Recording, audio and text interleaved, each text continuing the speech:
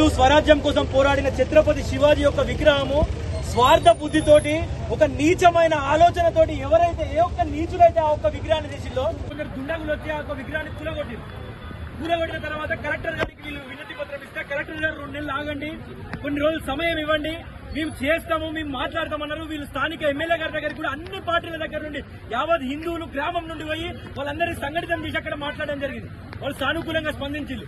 Police వారు కూడా సానుకూలంగా స్పందించండి, మేము మీతో మాట్లాడతాము, కొద్దిగా మీరందరూ ఊరోళ్ళందరూ ఉద్రిక్తం చేయకండి అని మాట్లాడారు. సరే ఓకే అయ్యా, మీరు చెప్పినట్టు మేము హిందూ దేశాల్లో బతకట్లేదు కదా అని ఓకే అన్నాం. అట్లా కూడా ఓకే అన్నారు. ఈ యొక్క గ్రామస్తుల తర్వాత 2 నెలలు గాని 3 నెలలు గాని నిమ్మకు నీరు పట్టినట్టు ఈ రోజున వాళ్ళు ఏం సపోర్ట్ చేయకపోతే గ్రామస్తులు వాళ్ళ మనోభావాలు దెబ్బతిని 3,000 మంది హిందువులు ఉన్నారు. అనేక గడపలు ఉన్నాయి అక్కడ, హిందూ గడపలు.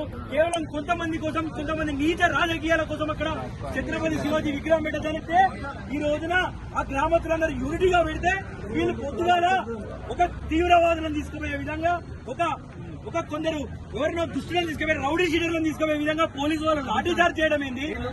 ఏం జరుగుతా ఉన్నది వరంగల్లో? ఏం జరుగుతున్నది ఈ వరంగల్? హనుమకొండగా పిలిచే హనుమంతుని దేవాలయంలో ఏం జరుగుతా ఉన్నది? వరంగల్లో ఏం జరుగుతుంది? ఓరుగల్లు ఏకశిల రాణి రుద్రమాదేవి పరిపాలించిన నేల ఇది, చారిత్రాత్మకమైన నేల ఇది. ఇట్లాంటి నేలలు ఏం జరుగుతున్నది? మొన్న చూస్తే కల్మారాయలేదని 2వ తరగతి విద్యార్థిని తీసుకుపోయింది.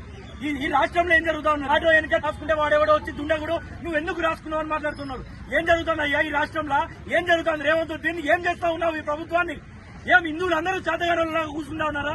అందరూ సంఘటితమయ్యే రోజు దగ్గరలో ఉన్నది.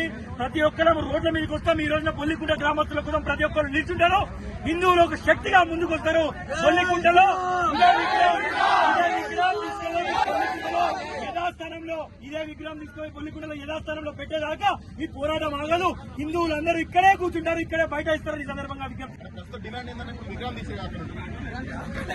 ఈ యొక్క పోలీసు వారు ఆ యొక్క యువకులను ఆర్గనైజేషన్ కార్యకర్తలే కావచ్చు, పార్టీ కార్యకర్తలే కావచ్చు, భారతీయ జనతా పార్టీ కార్యకర్తలే కావచ్చు తీసుకుపోయి లాఠీ చార్జ్ చేయడము, అక్కడ విగ్రహం కోసం అడ్డుకుంటే లాఠీ చార్జ్ చేయడం చాలా బాధాకరము.